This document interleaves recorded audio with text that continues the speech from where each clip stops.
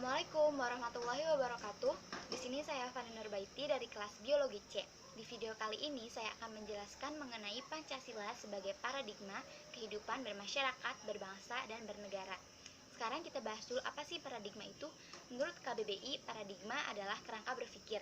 Dan di materi sebelumnya kita sudah bahas bahwa Pancasila adalah dasar negara Indonesia yang diambil dari nilai luhur yang ada pada diri masyarakat Indonesia. Nah, jadi Pancasila itu memiliki peran yang sangat penting dalam menjalankan kehidupan berbangsa, bernegara, dan bermasyarakat di Indonesia juga. Nah, lalu salah satu peran Pancasila yaitu sebagai Pancasila sebagai paradigma dalam berkehidupan.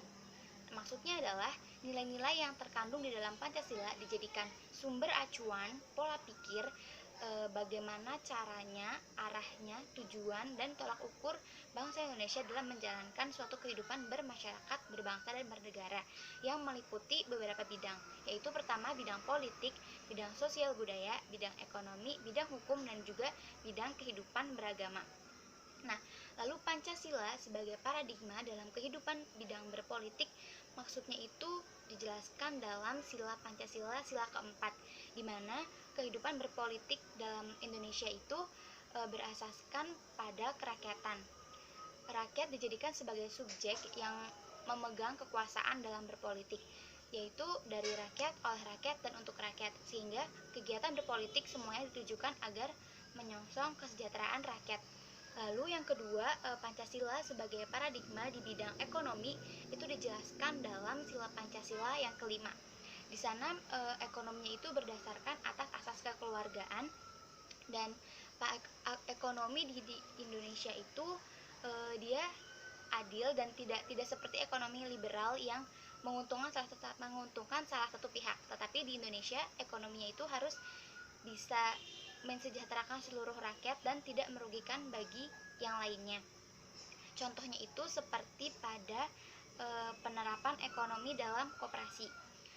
Lalu yang ketiga adalah Pancasila sebagai paradigma dalam bidang sosial budaya yang dijelaskan dalam sila Pancasila yang kedua, yang menekankan adanya hak asasi manusia, di mana dalam kehidupan bersosial setiap manusia memiliki kodrat sebagai manusia yang harus dihargai, harus diberi perlindungan, harus diberikan fasilitas untuk dia bertahan hidup. Lalu di bagian budayanya itu sesuai dengan sila Pancasila yang ketiga, di mana budaya-budaya yang ada di dalam Indonesia ini harus dijadikan sebagai pemersatu, sebagai kekayaan negara Indonesia, dan bisa menjadi kelebihan negara Indonesia, bukan menjadi suatu pemecah. Lalu selanjutnya Pancasila sebagai paradigma dalam bidang hukum. Dalam bidang hukum ini dijelaskan dalam seluruh sila Pancasila, di mana hukum yang ada di Indonesia itu harus sesuai dengan semua sila yang ada di Pancasila, sesuai dengan ketuhanan, sesuai dengan kemanusiaan, untuk memersatukan bangsa, sesuai dengan kerakyatan, dan sesuai dengan untuk keadilan bagi setiap masyarakat Indonesia, di mana hukum itu harus berlaku adil terhadap semua kalangan masyarakat, tidak tumpul ke atas ataupun terlalu runcing ke bawah. Lalu hukum di Indonesia ini harus adaptif dan responsif, di mana hukum itu harus mengutamakan untuk kesejahteraan rakyat, bukan untuk salah satu kepentingan seperti